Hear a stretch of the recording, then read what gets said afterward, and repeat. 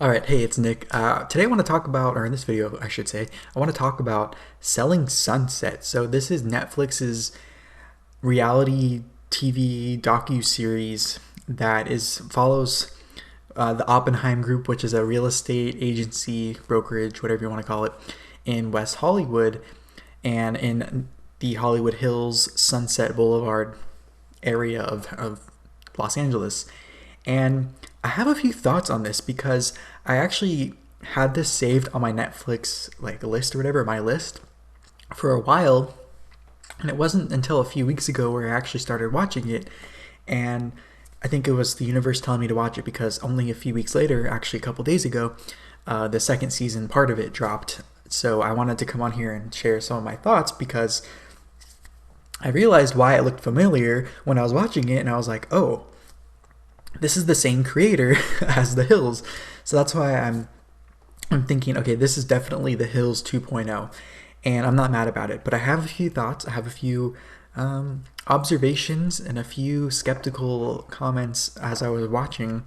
But first, let me kind of explain why I think this is The Hills 2.0, and there's a lot of obvious connections, but I wanted to explain them just in case you were watching it and you're wondering why it looked familiar. Because I know if you clicked on this video, you probably either are searching for someone to talk about this show that you have thoughts about, or you might be interested in watching it. So basically, the creator of this show, Selling Sunset on Netflix, is Adam DeVello, or DeVeo, however you want to call it. And he's the guy who actually created Laguna Beach, and then its spin-off, The Hills, and then a spin-off of that, which is The City. So they followed some of the people from Laguna Beach that were in high school at the time, and then they moved to LA where they were in Hollywood, and they lived in the Hollywood Hills, which is how they got the name The Hills.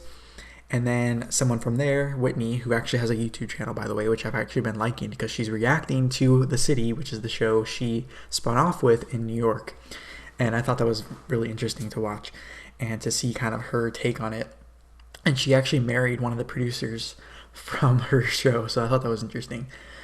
So basically, Selling Sunset is, for me, it's a cross between Million Dollar Listing, which is on Bravo, which is follows realtors and kind of their transactions, and The Hills, because this focuses on both the real estate aspect of it, the work part of it, and their personal lives. Whereas The Hills was more focused on the personal lives rather than their work, which was in the fashion industry.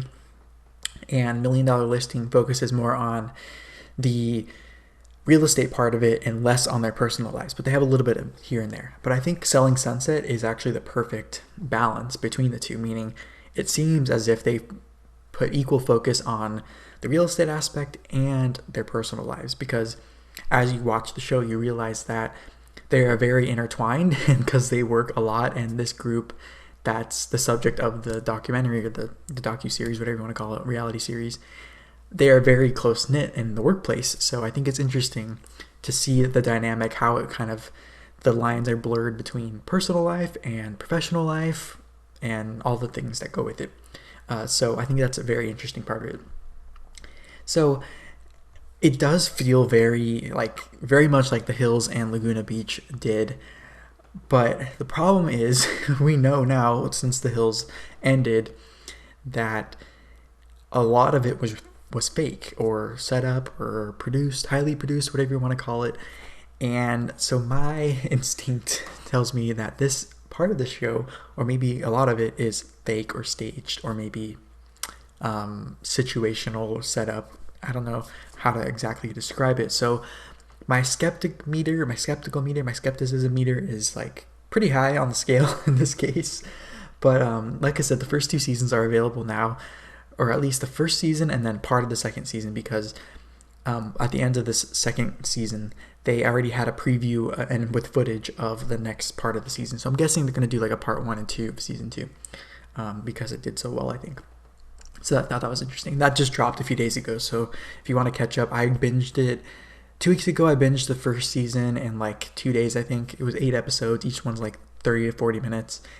And then this one was also 8 episodes, about the same. So you could probably binge each one in a weekend each, maybe, or maybe even hold one day if you have enough time right now. So now let's get into, so now that I've explained kind of the premise and why I think it's so closely related to The Hills, I wanted to give a few actually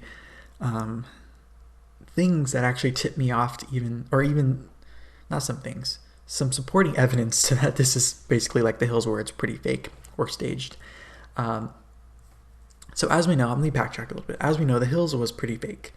But the thing that made it really good was we know, based on some of the people who were casted in that show, that they were kind of naive to think that it was actually real.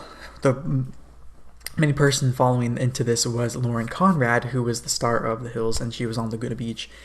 And from what she says, she actually thought it was a real situation, and so I guess the producers kind of played off that and kind of let her think that it was real, and that actually made the show, I think, better. It was because it appeared more real because the people in it were kind of naive to the fact that it wasn't that real. So in this case, I don't know if this is the case or anything, but it kind of feels like a similar vibe is what I'm thinking. So first thing I want to talk about is I'm skeptical of Mary. So if you haven't watched the show yet, you're probably going to be like, what's going on? But hear me out here, and then if you go watch the show, let me know if you think the same thing, and then come back to this video and kind of leave a comment letting me know what you think. So Mary is one of the girls who works in the office. She has a son that's like almost 18, I think, but she's not that old, so she had a kid early, and she's in a relationship with a pretty young guy. I think he's French. And in the very early episodes of the first season, she gets engaged to him, kind of out of nowhere. It appeared, and he gave her a moissanite ring, which is a fake diamond, basically, because he couldn't afford a real diamond yet. So he said when he can afford it, he will give her a real diamond. The reason I'm skeptical of this relationship is because it moved really fast, and it moved fast at the beginning of the season, which to me means might have been some influence from outside sources outside of their relationship to kind of move it along for a storyline. During the first season, I was like, okay, they got engaged, cool. It's causing some friction between her and the other girl in the office, Christine, so I'm guessing they kind of just played it up for the camera, or it really was causing issues. Now, when we got into season 2 and it became like a main storyline for the whole thing, as far as inviting who she in the office she's going to invite to the wedding, the venue location, how she brought in another friend of hers to work in the office, and how that friend is now helping her plan the wedding, and then some of the dynamics in the relationships changed. Kind of set off my kind of skepticism meter on if this storyline was real or not. Spoiler alert, at the end of the second season, or at least the first half of it, they actually get married. Now, whether they are actually married or not is up in the air. I don't know for sure. I haven't looked up the marriage records or whatever, but if anyone has, let me know if it was real or not.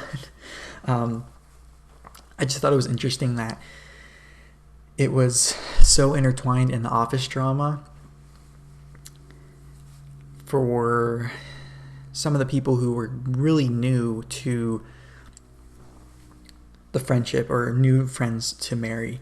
But then when I think about it, the first and second season, from the beginning of the first season to the end of filming the second season, is almost a year apart. So the one new girl, Chriselle, who was in the office, that's enough time to form a friendship to be able to be invited to a wedding. So there's that too. Speaking of Chriselle, so Chriselle is actually, or was, married to Justin Hartley, who was on the NBC show This Is Us, and they mentioned that throughout the first season, and then this first part of the second season that we've seen, they are still married. But what we know in real life is that he actually filed for divorce from her late last year in 2019, and that actually was previewed in the second part of the second season. So I think it'll be interesting to see how that plays out on the show, because we know in real life that he filed for divorce, and it seemed to be that it was kind of a blindside on her end. But from what we've heard, that they were having troubles before he actually filed, but they were trying to work it out, or at least delay some things. They were separated but not getting a divorce. I'm not sure exactly what's going to happen, but I'm sure On the show, we will find out a little bit more about what's going on. Here's the problem with this. Chriselle was an actress on Days of Our Lives, and he was an actor, or he is an actor. So to me, it's like, okay, did they put her on the show because they knew their marriage was on the rocks and this was a way to kind of exploit it or get her some work? Because he's clearly set for a while because he has a huge contract with NBC for This Is Us. But was this kind of her like agreement to kind of get out? Was it kind of all planned? What did she get on the show because she knew this was going to happen and they were kind of, it was an easy storyline to kind of exploit and get a lot of attention with? I'm not sure how that all worked out. Clearly the show takes place in Hollywood, so I'm sure she knows someone who got her this gig. And was she really a real estate agent because she wanted to do real estate? Or I don't know. I'm just kind of skeptical on the whole thing because she didn't seem to have a lot of experience in real estate when she joined the show, so who knows. So I thought that was another kind of red flag, like an actress who's married to an actor on a reality show that's associated with a guy who was a part of a reality show that ended up being fake. It's kind of like, okay, put all the pieces together. And then there's another part too. So we've talked about Mary, we've talked about Chriselle, and now let's talk about Heather. So Heather was another girl in the office who was dating a hockey player in Sweden, I think, who was stationed in Sweden or working in Sweden. And she broke up with him between seasons, and we know in real life that she is now dating Tarek El Moussa, who was on the show Flip or Flop with his wife, now ex-wife, Christina El Moussa, who is dating Ant Anstead, who was on Top Gear. So she has kind of an interesting tie to reality TV and to the industry already. And so I thought that was interesting that we're going to probably see more about that relationship. And a big storyline this first part of the season was her relationship with Tarek and how she met his kids earlier than some people in the office liked. So it kind of caused a little friction and a little bit of a storyline there with some of the new people, or the new girl that was there. Her name is Amanda. So that was interesting to see, and it also set off a red flag in my mind of how these people got placed where they were, or maybe Heather met Tarek through something related to the show's first season. So I think that's what she said. That's how they met. She was on a boat next to Tarek's boat in Newport Beach, which I believe. But whether that was set up or actual genuine, I'm not sure. So we'll see kind of in this next part of the season what plays out with that. And then the last two comments I have, one is actually related to Maya, who is another girl in the office. So I've covered like, what, 1, 2, 3, 4 out of like 7 of them. And she was, or announced she was pregnant at the end of the first season. And she had her baby in between seasons. We saw the baby in this new season. And at the end of the season, she reveals she's pregnant again. The thing that's throwing me off here is we don't see her husband. Now, maybe because he's actually lives in Miami, which is what she says. So she travels from Miami to LA for work and then family. We don't see her husband. We barely see her pregnant in each season, so I'm hoping maybe in the second part of the second season we'll see an actual baby bump develop. I know this is kind of weird to talk about, but it does throw me off a little bit to think that was she really pregnant? I mean, these are questions. These could be completely off target, but was she really pregnant? Is that really her baby? It just seems kind of weird. I'm just gonna say it. So I don't know. We'll see how that one plays out. I'm still kind of a little skeptical on that. But the last and final thought I wanted to say about the Selling Sunset show is that they really want you to believe it's organic. That's obviously how reality shows are best suited, is when it comes off real. Like, these are real storylines and real relationships. But a lot of it doesn't seem very organic. It almost seems too good to be true. It's too good to be true that these friends had friends who are getting their real estate license who are joining the office. It seems so like, I don't know how to say it.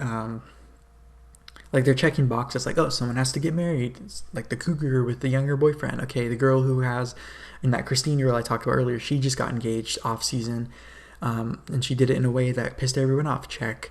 Then we have the single mom who is